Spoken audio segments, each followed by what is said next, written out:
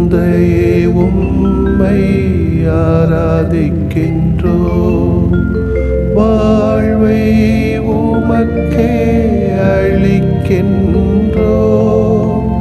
உம்மை அன்பு செய்கின்றோம். இயேசுவே உம்மை ஆராதிக்கின்றோம்.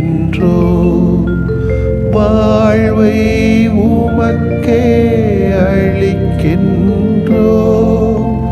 உம்மை அன்பு செய்கின்றோம். ஆவியே உம்மை ஆராதிக்கின்றோம். வாழ்வை உமக்கே அளிக்கின்றோம். உம்மை அன்பு செய்கின்றோம்.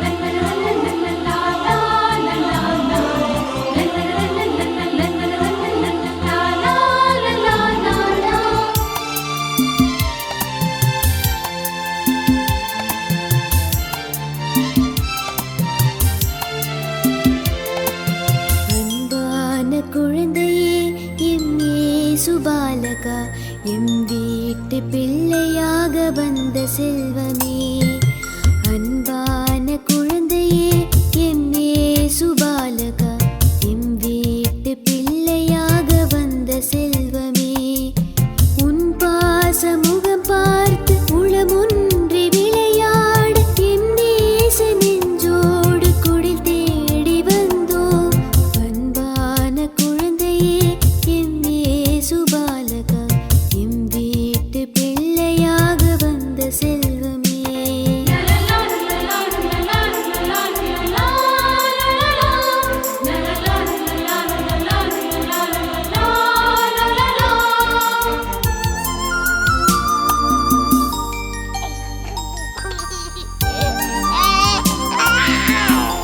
செல்லம், உனக்கு என்ன வேணும் சொல்லு.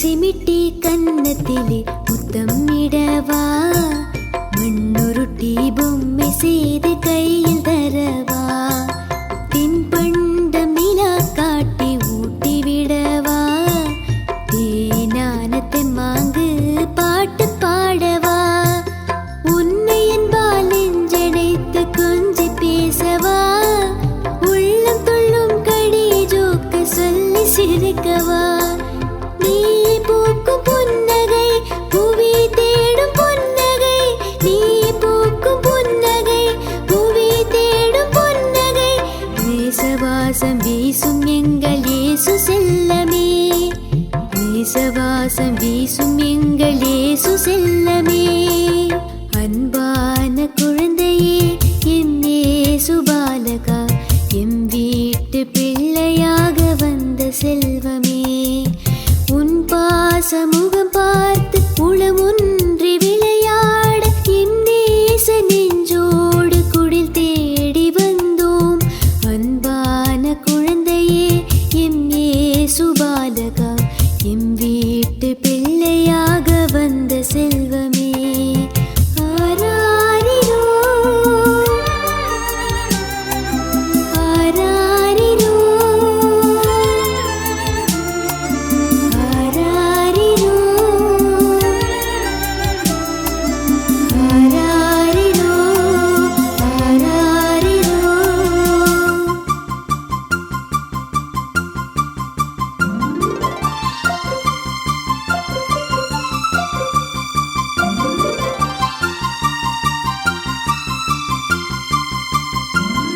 கண்ணு, உன்னை பார்க்க யாரெல்லாம் வந்திருக்காங்க பாரு.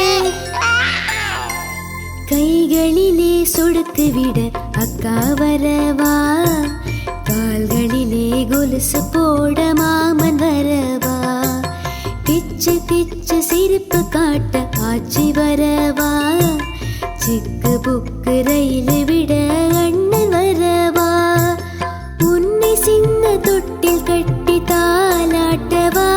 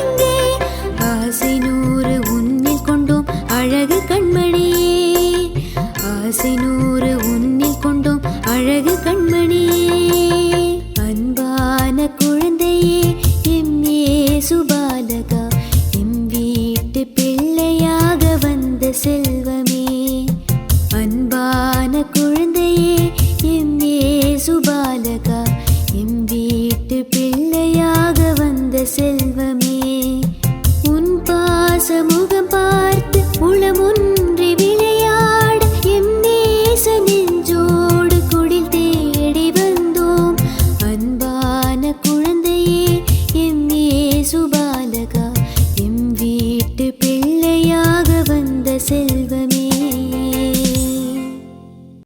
மத்தேயு எழுதிய நற்செய்தி அலகு 17 இறை வாக்கியங்கள் 10 முதல் 13 வரையிலானவைகள். இயேசுவும் சீடர்களும் மலையிலிருந்து இறங்கி வந்தபோது சீடர்கள் அவரிடம், எலியாதான் முதலில் வரவேண்டும் என்று மறைநூல் அறிஞர்கள் கூறுகிறார்களே, அது எப்படி என்று கேட்டார்கள். அவர் மறுமொழியாக, எலியா வந்து எல்லாவற்றையும் சீர்படுத்தப் போகிறார் என்று கூறுவது உண்மையே. ஆனால் நான் உங்களுக்கு சொல்கிறேன், எலியா ஏற்கனவே வந்துவிட்டார். அவரை மக்கள் கண்டுணரவில்லை. மாறாக தாங்கள் விரும்பியவாறெல்லாம் அவருக்கு செய்தார்கள். அவ்வாறே மானிட மகனையும் அவர்கள் துன்புறுத்துவார்கள் என்றார். திருமுழுக்கு யோவானை பற்றியே அவர் தங்களோடு பேசினார் என்பதை அப்பொழுது சீடர்கள் புரிந்து கொண்டார்கள். ஆண்டவரின் அருள்வாக்கு. இறைவா, உமக்கு நன்றி. கிறிஸ்து இயேசுவிலே பிரியமுள்ள சகோதர சகோதரிகளே, சீர்படுத்துகின்ற சீர்திருத்தவாதிகளாக நாம் மாற வேண்டும் என்ற அழைப்பு இன்றைய இறைவாசகத்தின் வழியாக நமக்கு யாவருக்கும் கொடுக்கப்படுகிறது. திருமுழுக்கு யோவானை ஒரு சீர்திருத்தவாதி என்று சொன்னால் அது மிகையாகாது. ஏனென்றால் அவர்தான் மெசியாவின் வருகைக்காக அனைத்தையும் சீர்படுத்தினார். ஒரு எம்எல்ஏ, எம்பி, அரசியல் தளத்தில் அல்லது ஒரு ஆயர், கர்தினால், எபிஸ்கோப்பல் என்று திருச்சபையிலே பங்குகளை வருகின்ற பொழுது பங்கை தயாரிப்பார்கள். அது வரைக்கும் சும்மா தான் இருப்பாங்க எல்லாரும். அதுபோல சீர்திருத்தப்பட வேண்டிய இடங்கள், பணிகள் ஏராளம். சீர்படுத்த வேண்டிய சீர்திருத்தவாதிகள் ஏராளம் தேவைப்படுகிறார்கள். இடங்களை மட்டும் தயாரிப்பதல்ல, மாறாக உள்ளங்களை தயாரித்தார் யோவான். மக்கள் மனமாற மணிக்கணக்கில் போதித்தார், மாற்றத்தை விளைவித்தார். காரணம், போதிக்கிறவர்கள் அதை வாழவில்லை என்று சொன்னால் மாற்றத்தை ஏற்படுத்த முடியாது. நம்மளே பல பேரும் போதிக்கிறோம், கேட்கிறோம், ஆனால் மாற்றத்தை விளைவிக்க கஷ்டப்படுகிறோம். காரணம், இறைவனுடைய வார்த்தையை நாம் உள்வாங்கவில்லை. நம்முடைய வார்த்தைகளை கூட நாம் செய்வதற்கு தயங்குகிறோம். ஆனால் இந்த சீர்திருத்தவாதி யோவானை போல கொஞ்சமேனும் வாழ்வதற்காய், சீர்திருத்தப்படுவதற்காய் முயற்சி எடுப்போம். நாமும் ஒரு சீர்படுத்தும் சீர்திருத்தவாதியாக மாற அழைக்கப்படுகிறோம். எங்கெல்லாம் சீர்திருத்தங்கள் தேவைப்படுகிறது? ஒன்று, கற்பதிலும் கற்பித்தலிலும் சீர்திருத்தம் தேவை. நாம் எதை கற்கிறோமோ அதற்கு ஏற்றாறு போலத்தான் நம்முடைய வாழ்வு அமைய வேண்டும். திருமுழுக்கு யோவான் நல்லதை தன்னுடைய குடும்பத்திலிருந்து கற்றுக்கொண்டார். தீமையானவற்றை வெறுத்து ஒதுக்கினார். ஆகவே அவரால் சீர்திருத்தங்களை கொண்டு வர முடிந்தது. தீமையை கற்பவரால் நன்மையை கொண்டு வர முடியாது, இயலாது. ஆகவே தீமையை வெறுத்து ஒதுக்கும் சீர்திருத்தத்தை நம்மிலே கொண்டு வர வேண்டியிருக்கிறது. இரண்டாவது, வாழ்வதிலே, வாழ வைப்பதிலே சீர்திருத்தம் தேவை. வாழ்வதில் இப்படித்தான் வாழ வேண்டும் என்ற சீர்திருத்தத்தை திருமுழுக்கு யோவான் கொண்டிருந்தார். ஆகவேதான் அவரால் ஆதிக்க கும்பலை எதிர்த்து அவ்வளவு துணிச்சலாக நிற்க முடிந்தது. நாம் இப்படி வாழ வேண்டும் என்ற வரைமுறையை நம்முள் வைக்கும்போது நம் வாழ்வில் சீர்திருத்தம் இருக்க முடியும். நம்மகிட்ட அதுவும் இல்லை, இதுவும் இல்லைன்னு ஆயிப்போச்சு இன்னைக்கு. அதனால் மாற்றங்களை ஏற்படுத்துவதற்கு ரொம்ப கடினப்படுகிறோம். பொய் பேசக்கூடாதுன்னு சொன்னால் பச்சை பொய்யை நம்ம பேசுகிறோம். வெளிப்படையாக இருங்கன்னு சொன்னால் நம்ம வெளிப்படையாக இருக்கிறதும் இல்லை. செவி கொடுங்க அப்படின்னா நம்ம செவி கொடுக்கறதே நம்ம ரெடி இல்லை. விளிம்பு நிலையில் மக்களை தேடி போங்கன்னா நம்ம எல்லாம் உட்கார்ந்துக்கிறோம். எனவே நம்முடைய கற்பித்தலிலும் கற்பதிலும் போதித்தலிலும் போதிப்பதை கேட்பதிலும் அதனால் வருகின்ற விளைவுகளை நம்மால் ஏற்படுத்த கொஞ்சம் கடினமாகத்தான் இருக்கிறது.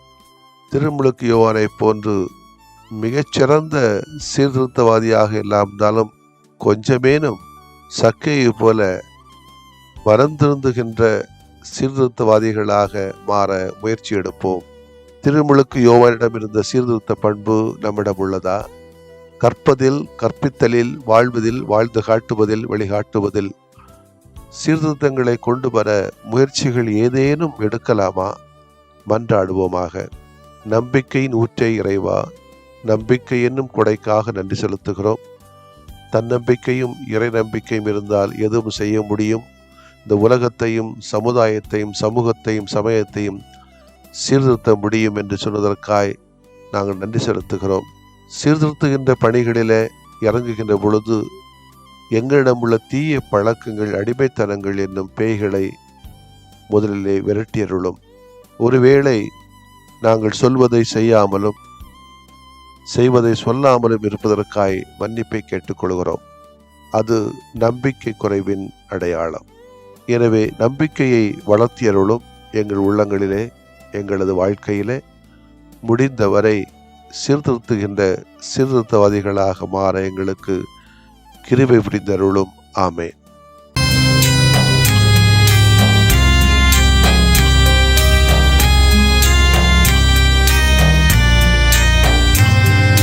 மாண்புயரிவருள்ளடையாளத்தை தாழ்ந்து பணிந்து ஆராதிப்போம். பழைய நியம முறைகள் அனைத்தும் இனி மறைந்து முடிவு பெறுக. புதிய நியம முறைகள் வருக. புலன்களாலே மனிதன் இதனை அறிய இயலா. குறைகள் நீக்க நம்பிக்கையின் உதவி பெறுக.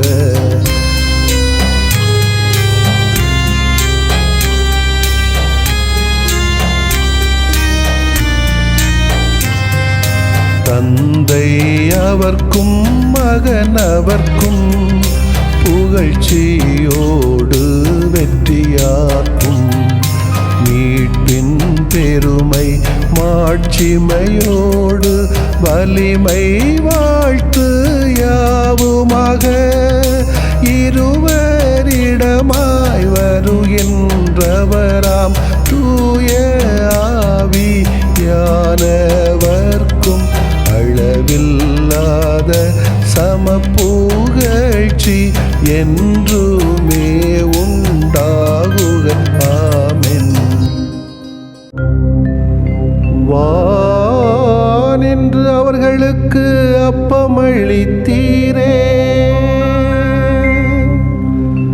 இனிமையெல்லாம் தன்னகத்தில் கொண்ட அப்பம் இதுவே. மன்றாடுவோமாக. இறைவா, இந்த வியப்புக்குரிய அருளடையாளத்திலே உம்முடைய பாடுகளின் நினைவை எங்களுக்கு விட்டு சென்றீ. உம் திருவுடல் திருரத்தமாகியவற்றின் தூய மறைவருளை வணங்கும் நாங்கள் உமது மீட்பின் பயனை இடைவிடாமல் துய்த்து உணர்ந்து மகிழ அருள்வீராக. தந்தையாகிய இறைவனோடும் தூய ஆவியாரின் ஒன்றிப்பில் இறைவனா என்றென்றும் வாழ்ந்து ஆட்சி செய்கின்ற உம்மை மன்றாடுகிறோம்.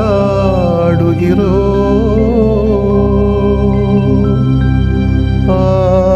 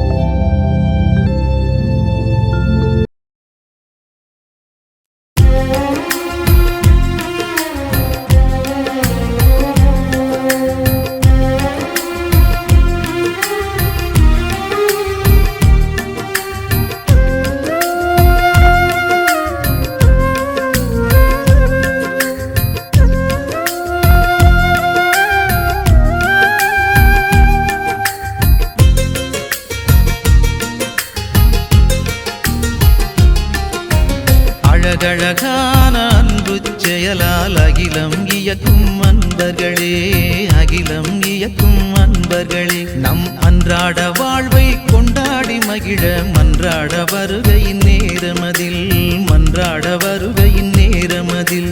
வருக வருகவே வரங்கள் பெருகவே வாழ்வின் பலியிலே, எழுக எழுகவே ஏற்றம் போக்கவே இயேசுவின் வழியிலே. அழகழகான அன்பு செயலால் அகிலம் இயக்கும் அன்பர்களே, அகிலம் இயக்கும் அன்பர்களே.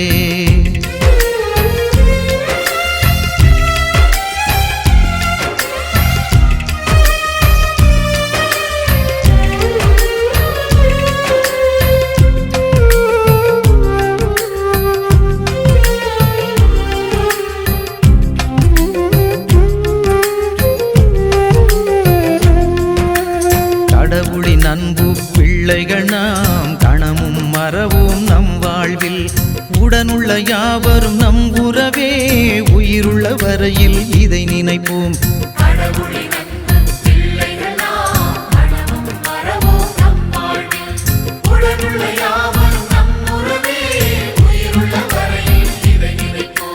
வாழ்வெனும் தேடலில் நல்லன செய்கையில் வாழ்விக்கும் இறைவனும் நம்முடன் இணைகிறார், நம்முடன் இணைகிறார், நம்முடன் இணைகிறார்.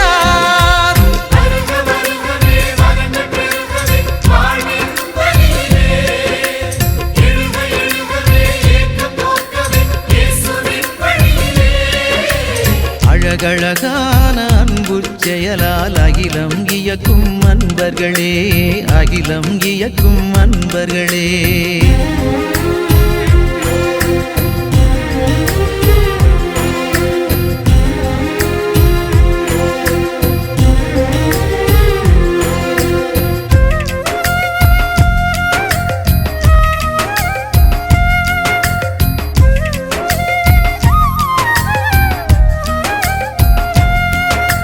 சாதியும் சமயமும் நமக்கில்லை, சமத்துவம் ஒன்றே நம் கொள்கை.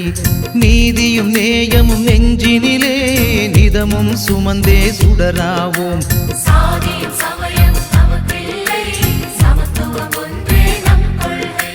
நீதியும் நேயமும் நெஞ்சினிலே நிதமும் சுமந்தே சுடராவோம்.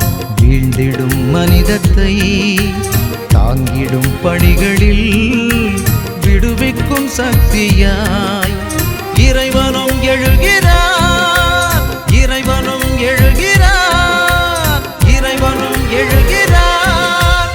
அழகழகான அன்பு செயலால் அகிலம் இயக்கும் அன்பர்களே, அகிலம் இயக்கும் அன்பர்களே, நம் அன்றாட வாழ்வை கொண்டாடி மகிழ மன்றாட வருகையின் நேரமதில், மன்றாட வருகையின் நேரமதில்.